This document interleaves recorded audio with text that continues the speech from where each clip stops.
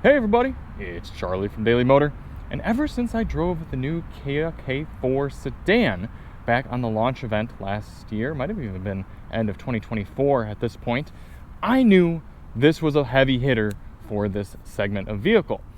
And the compact sedan slash hatchback, the compact car, has been oddly both ignored from the consumer side here in America, but also is still a very competitive segment for the automakers who are still involved with it.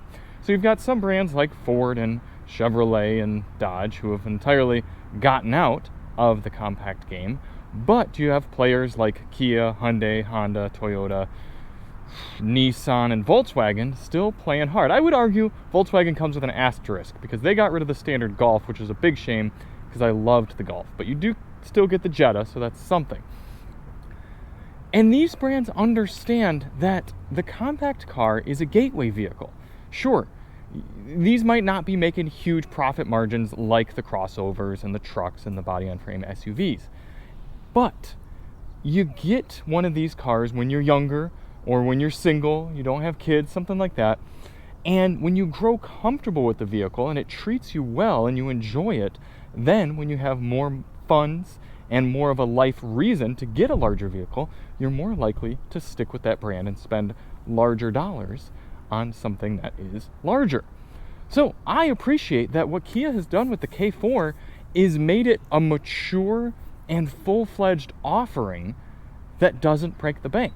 This thing is priced competitively with its peers, but yet gives you features like ventilated seats, like 360 camera, like real usable space in both the trunk and the back seat, like a smooth turbocharged engine option here. So we're going to talk about the K4, but spoiler alert, I like it quite a bit, and with a hatch, it's just that much sweeter. The one we're looking at right here is the $33,000 top-of-the-line GT Line Turbo. So it's getting you a 1.6 liter turbocharged inline 4 paired up to a conventional 8-speed automatic transmission. I think it's kind of cool that they gave you a good old 8-speed to go along with the turbo. It's not making crazy horsepower figures, about 190 horsepower and similar pound-feet of torque. And as we'll see when we're out on the road, it behaves more like the Mazda 3's turbocharged engine. It's just smooth and strong and provides a more confident get up and go to this vehicle.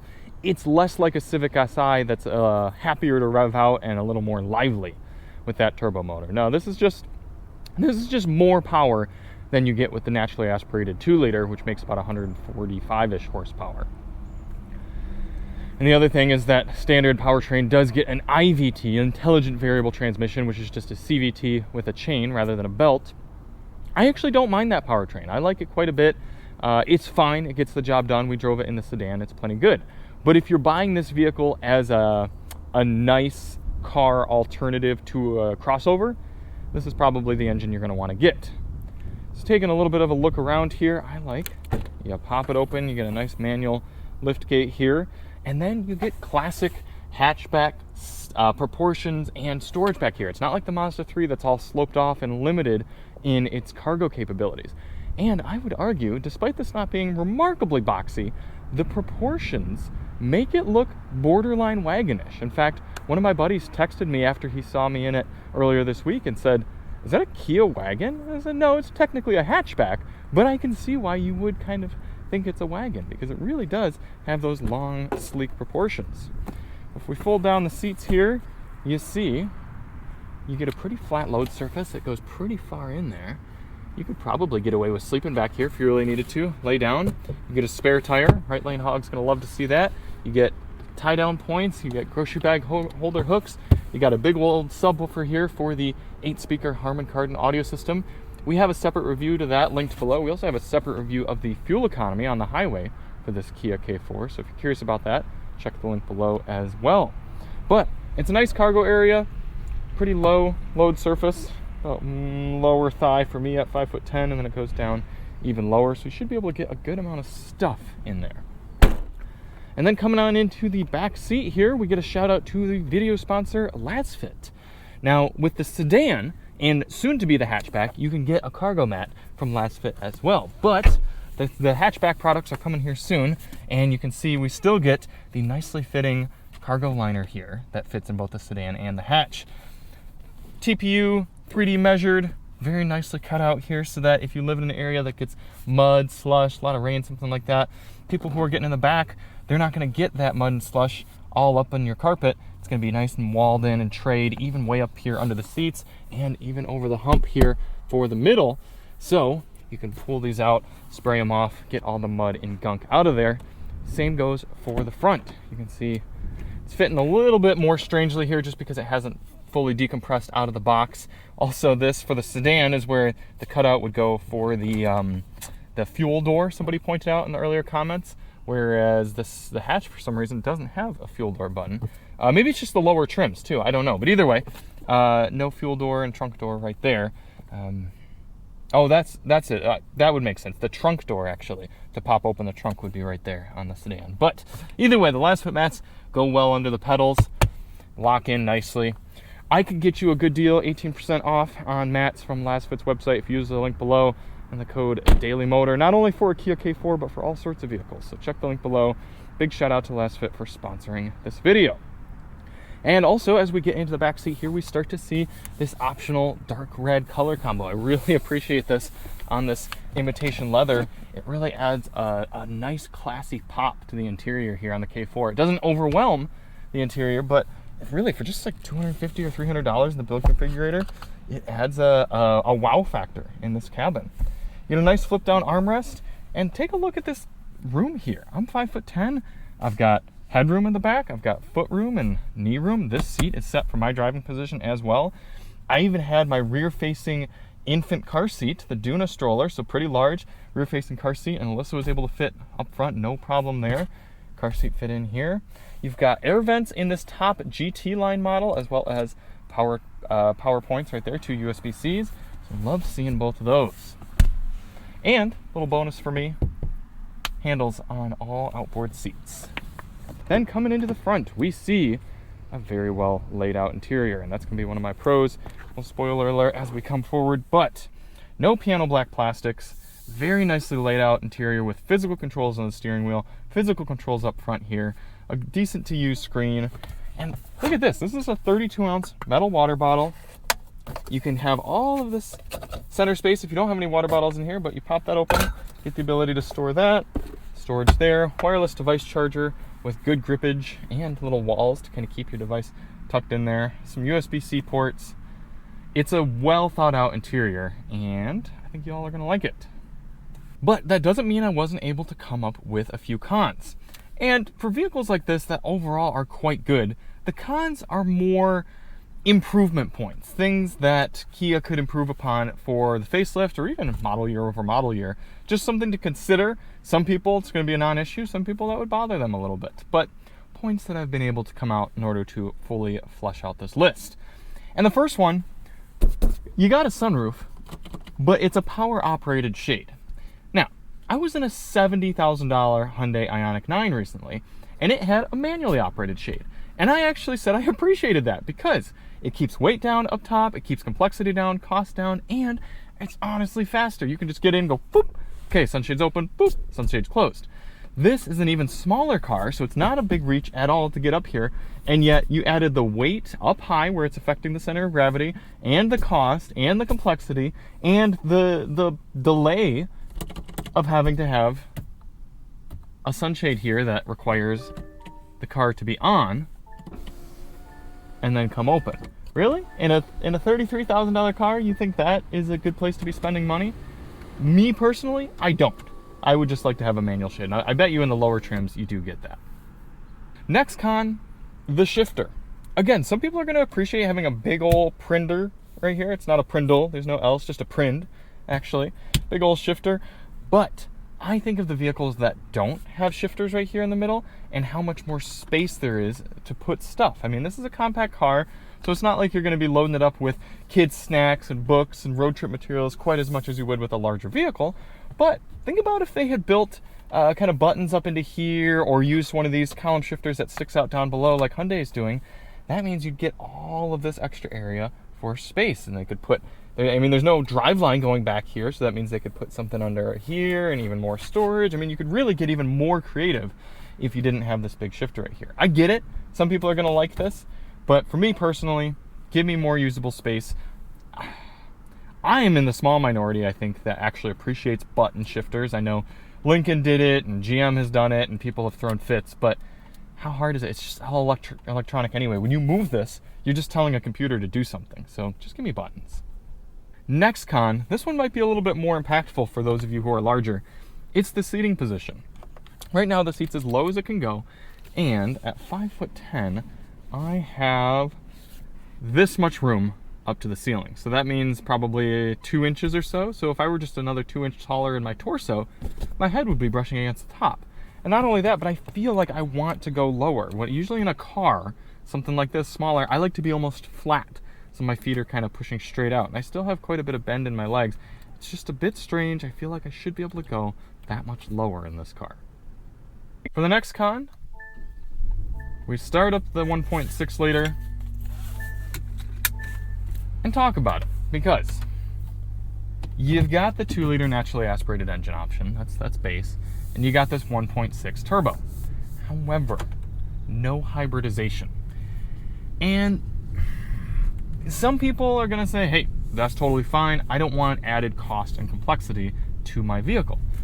But I would argue that hybrid powertrains, especially when paired up with an ECVT, just naturally aspirated, are typically more reliable than something like a turbocharged engine like this. We see hybrids that are going for 200,000-300,000 miles all the time. And also, people in this category are going to be a little bit more cost conscious, not only with purchase price, but also with overall cost of ownership. And if you could bump the city MPG in this car from something around 30 to upwards of 45 or 50, that could make a huge difference for somebody in their monthly costs. But not only that, not only the cost aspects, but it's simply nicer to drive around a hybrid vehicle, especially around town, than it is to drive around a standard gasoline engine like this.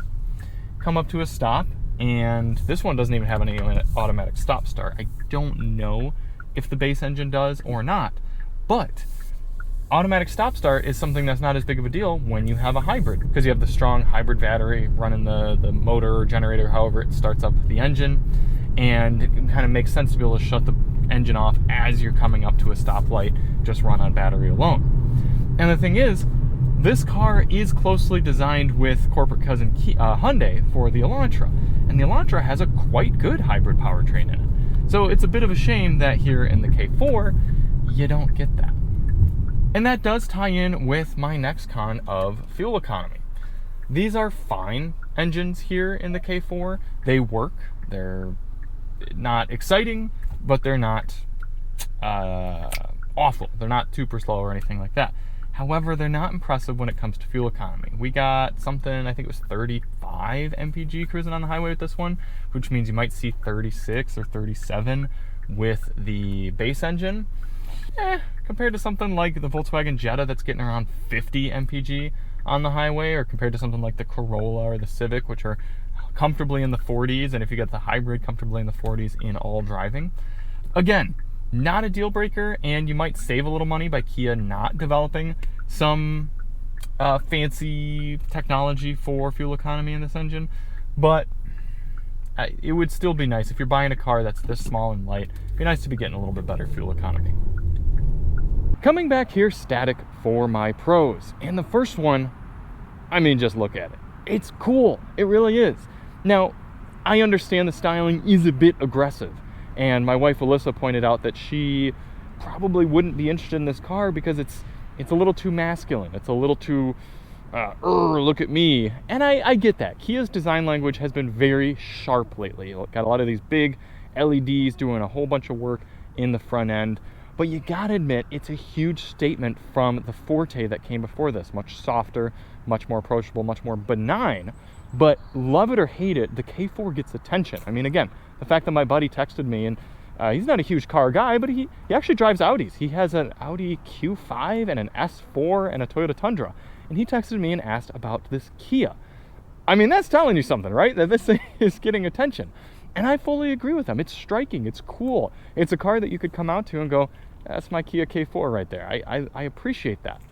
But then, it's more about just the appearance and also the functionality. Like I was saying earlier, you get a Mazda 3 hatchback and it looks good and everything, but you can't put adults with legs in the back seats. There's no room. The first time when I worked back at Car and Driver magazine and we got the new Mazda 3 hatchback, everyone in the office came out and sat in the back of it and said, what were they thinking with the design of this rear? And now it's been how many years since that hatchback came out and they still haven't given us more rear seat room? Not the case with the K4. You got a bunch of space back here, you got a bunch of space in the trunk. So not only is it a nice looking design, but it's a functional design. And Kia's designers and their product planners nailed it out of the park with this one. I really commend them for making such a great combination between looking good and being functional, because that is what a compact car, and particularly a hatchback, should give you. And that execution delivers inside the cabin as well.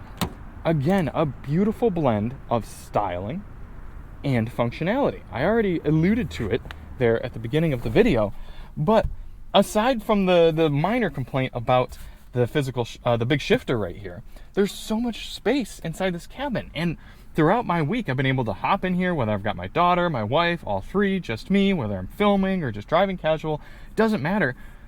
Everything has worked well inside this cabin. And that's what I've loved about Kia lately, is that it feels as though they were sitting in a prototype of this car and then they thought, okay, I'm going to drive it around for a week, and anytime something bothers me, anytime something doesn't feel right or isn't intuitive, we're going to adjust that. We're going to fix it. So because of that, you've got things like this drive mode button that fit right nicely in here, not taking up any usable space, but makes sense. If you're wanting to change drive mode, having it on the steering wheel makes a lot of sense.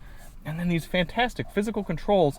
I prefer changing the volume in this Kia K4 over changing it in the Mercedes-Benz with its awful haptic adjustments on the steering wheel. And then physical controls for track selection and your temperature. And they came up with this nifty little side climate screen right here, so that, okay, you've got your main climate controls, fan speed, temperature, and where the fans are blowing here. But then if you want to adjust things further, you don't have to leave your center screen information. You can just do it right here with this little black and white screen. That's nifty. And then if you want to do more, you click that and you get a full climate control in the infotainment. So again, just a very well thought out interior from both a functionality standpoint and an appearance standpoint. Next two cons are much more minor, but appreciated nonetheless. The fact that we have a spare tire. Hey, you never know when you're going to get a flat, and at this price point, you might not have a AAA membership, and you might not have time to wait around for it, and you might need to get that tire changed and get on to your job or school or meeting or whatever you got going on. So having a spare, love that. And then also, this key. This key right here might be one of my favorite keys on the market here in 2026.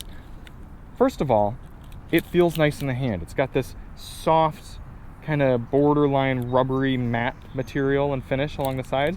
It might not age well, I will give you that, but it feels good and it looks good. And then the button layout makes sense, because right here on the top, if you hold it almost like a trigger, and Kia's been doing this a little while now, so it's not revolutionary, but you hold it right here like a trigger, there's your lock. The button's got two little raised nibs on there, and then it's in a position where you know right here, that's my lock. And then on the other side, hiding, is your remote start. So you can lock it and remote start it all in one kind of hand motion there. Very nicely laid out key, and again, a key that I think is beating out cars that have cost $2,000 or $3,000 more than this. Two or three times more than this. It really is a good key. Next pro, the sound system. This is right up there with the Mazda 3 for best compact vehicle sound system, and one of the best sound systems under $35,000 on the market. Absolutely. And you could get it without getting the turbo. I think that's really cool. There are some brands that lock away the top sound system and only the very, very top trim. Looking at you, Honda. But no, in this one, you can get it with the naturally aspirated GT line. I think you have to get a technology package or something. So about $30,000 to $31,000, you're getting into a fantastic Harman Kardon sound system. They really made it sound good. Again, if you want to see that full review on the sound system, check the link below. We also have a members only sound test where we listen to real music as I'm driving and doing the fuel test. So lots of coverage there. Nicely done, Kia. Out here on the road, if I give it a little beans, you can see it gets up and goes. There's definitely a speed aspect to this, but it's not an engine that you're really excited to rev out or really is peaky or any sort of charisma to it. It's just a little motor that makes power with the help of a turbo. No big surprises there.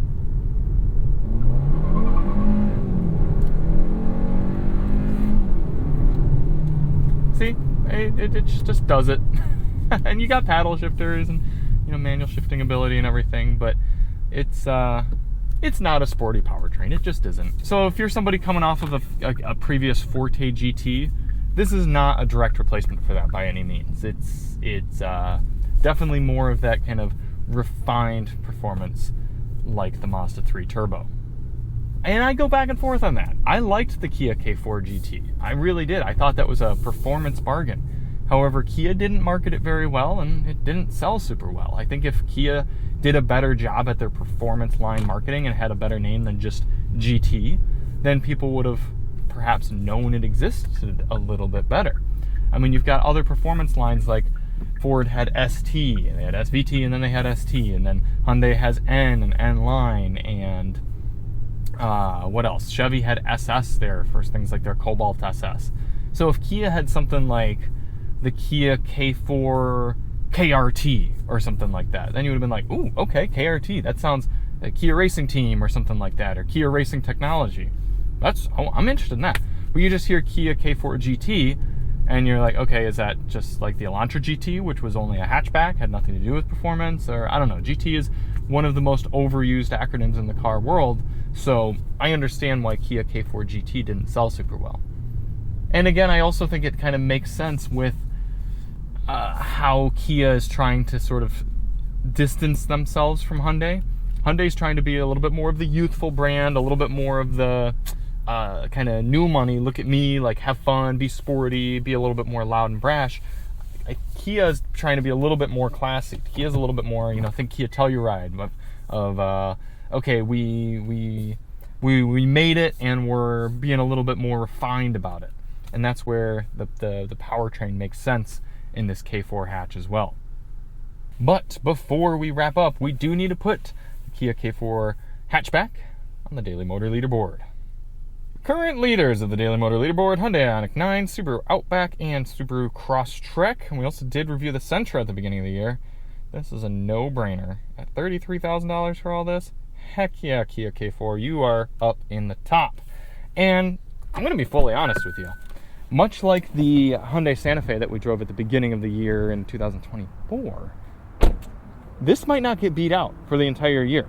I'm trying to think of what new vehicles are kind of announced right now, or cars that I could drive that could topple this. I mean,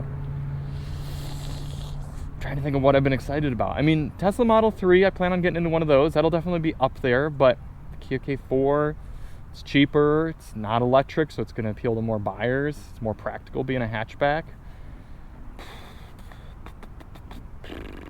I don't know, man. This might be 2026 DM car of the year right now in February, but we'll see.